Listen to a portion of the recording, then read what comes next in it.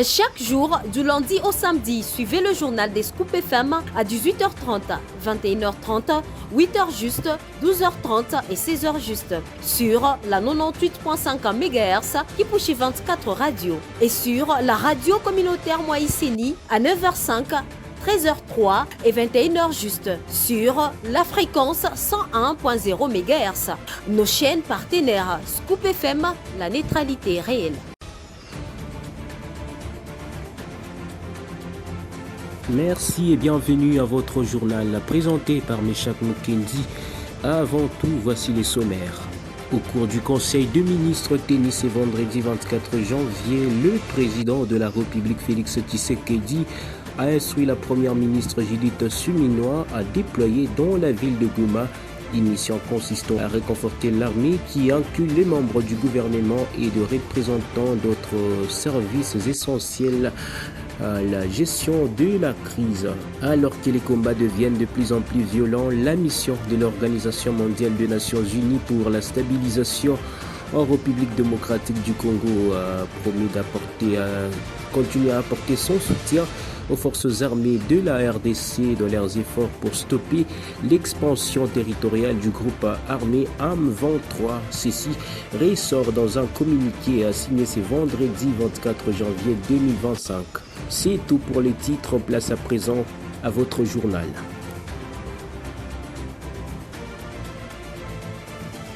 Voilà, ouvrons ce journal. Je viens de l'annoncer dans les titres. Le chef de l'État Félix Tshisekedi a, au cours du Conseil des ministres tenu ce vendredi 24 janvier 2025, chargé la première ministre Judith Suminwa à déployer à Goma une mission de réconfort incluant les membres du gouvernement parlementaire et des représentants d'autres services essentiels à la gestion de la crise. Cette annonce fait suite à la détérioration de la situation sécuritaire dans ces coins de la République. Suivez les comptes rendus de la réunion avec le porte-parole du gouvernement, Patrick Mouyaya. La communication du président de la République a porté sur 3 points principaux, à savoir 1. De la situation sécuritaire du pays.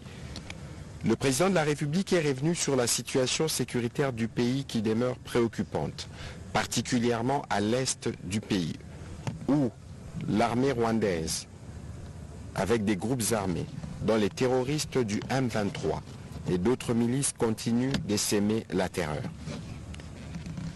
La percée vers Minova et autres localités par ces groupes a créé une instabilité et des déplacements massifs de la vie de nos concitoyens. Les violences, les pillages et les attaques sur les civils ne cessent d'exacerber la crise humanitaire dans la région. Le président de la République, chef de l'État, a tenu à saluer le courage et la détermination de nos forces qui se battent sans relâche pour défendre l'intégrité du pays au péril de leur propre vie. Leur engagement est un acte héroïque face à une situation complexe et dramatique. Il a insisté sur la nécessité de lancer à nos populations dans l'est du pays, particulièrement celles affectées par ces violences, un message de solidarité et de soutien, car ces populations font preuve de résistance, de résilience dans des conditions difficiles. Nous devons constamment rappeler avec conviction que leur souffrance n'est pas ignorée. Les sacrifices qu'elles consentent ne sont pas vains et que les efforts de nos forces de défense et de sécurité visent à restaurer la stabilité pour que l'espoir d'un avenir pacifique reste vivant en elles, a martelé le président de la République. Toujours sur le chapitre de la sécurité, la République démocratique du Congo a sollicité vendredi 24 janvier une session publique d'urgence du Conseil de sécurité de l'Organisation des Nations Unies en raison de l'aggravation de la situation sécuritaire dans les Nord Kivu, dans les flancs orientaux du pays. Commentaire Gracia Kilimali. La chef de la diplomatie congolaise, Thérèse Kaikwamba Wagner, qui séjourne à New York pour cette cause, a souligné que cette crise à l'Est est avant tout le fruit de l'inaction décisive du Conseil malgré l'internationalisation du conflit et le preuve claire de la présence rwandaise sur le sol congolais. Après une brève interruption de quelques heures, les affrontements entre le mouvement du 23 mars, soutenu par le Rwanda et l'armée congolaise, ont repris déjà à l'aube le vendredi 24 janvier à Saké. Cette cité stratégique se situe à une vingtaine de kilomètres à l'ouest de Goma et constitue l'un des derniers remparts sur la route de la capitale régionale. Ce même vendredi, Thérèse Kaikwamba Wagner a eu un échange avec le représentant de la Chine auprès des États-Unis. La RDC attend des actions concrètes de la part de la Chine en tant que partenaire économique le plus important de la RDC et membre permanent du Conseil de sécurité. La République démocratique du Congo ne se contentera plus de simples déclarations et exige des sanctions fermes de la part du Conseil de sécurité, a déclaré la ministre sur son compte X. L'Organisation mondiale des Nations Unies pour la stabilisation en République démocratique du Congo continue d'apporter son soutien aux forces armées de la RDC dans leurs efforts pour stopper l'expansion territoriale du groupe armé un mouvement du 23 mars 23 en sigle la province du Nord Kivu dans un communiqué apparu le 24 janvier 2025. Ceci ressort de là. Suivez.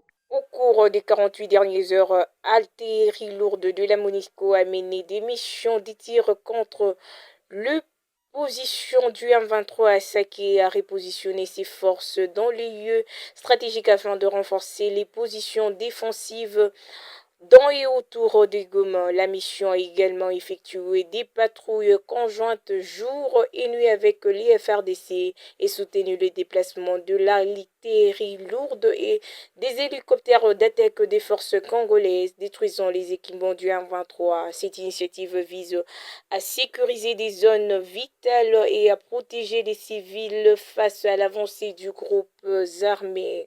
En collaboration avec les FARDC, la MONUSCO continue de maintenir des positions défensives au Nord Kivu dans le cadre de l'opération SIGBANK 3 afin de limiter le mouvement du M23 et de protéger les civils ainsi que les infrastructures essentielles dans la province. La MONUSCO soutient également la mission de la communauté du développement de l'Afrique australe en RDC en fournissant de soins médicaux et d'appui logistique conformément à la résolution 2746-2024.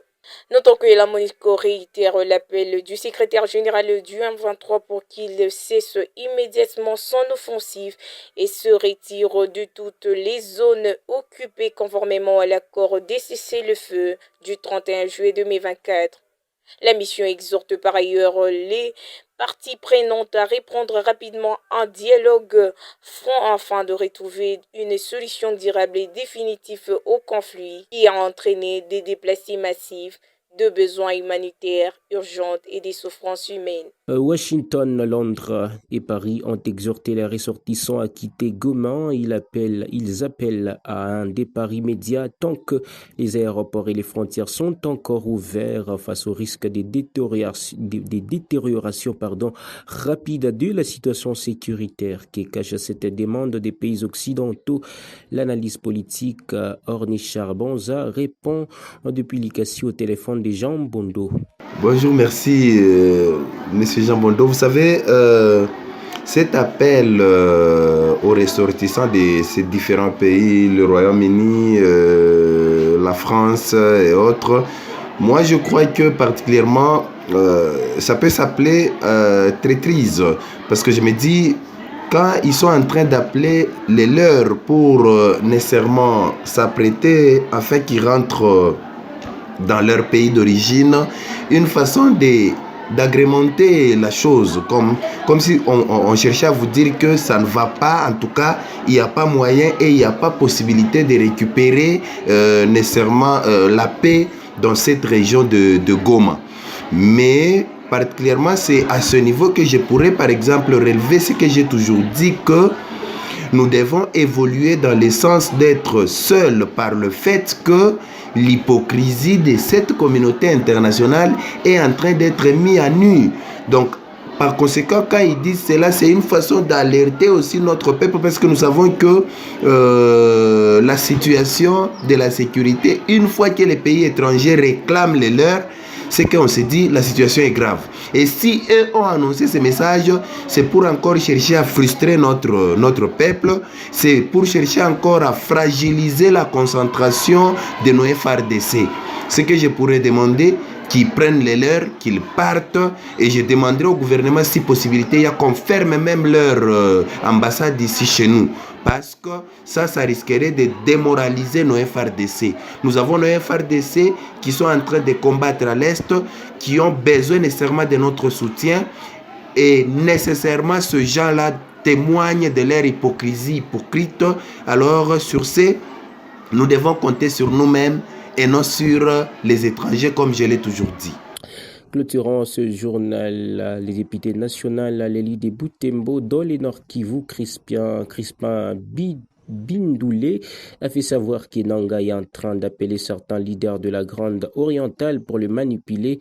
À l'en croire, Enanga est utilisé par le Rwanda. Il ne faut pas que le fils et fille de la Grande Orientale puissent céder. Je vous convie d'écouter les députés nationaux Crispin Bindoulé dans cet extrait choisi par Gracia Akilimali. Il y a un Congolais égaré qu'on appelle Enanga.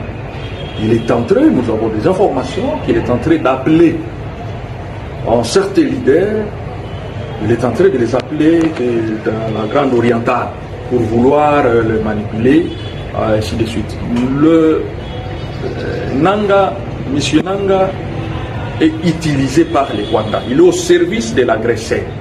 Ce n'est pas lui qui fait la guerre, c'est les Rwandais.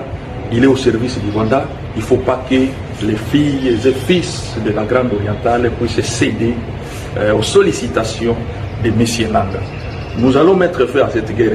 Moi, j'ai l'espoir parce que je sais la capacité dont nous possédons actuellement, dont notre armée possède. Je sais que nous allons nous battre.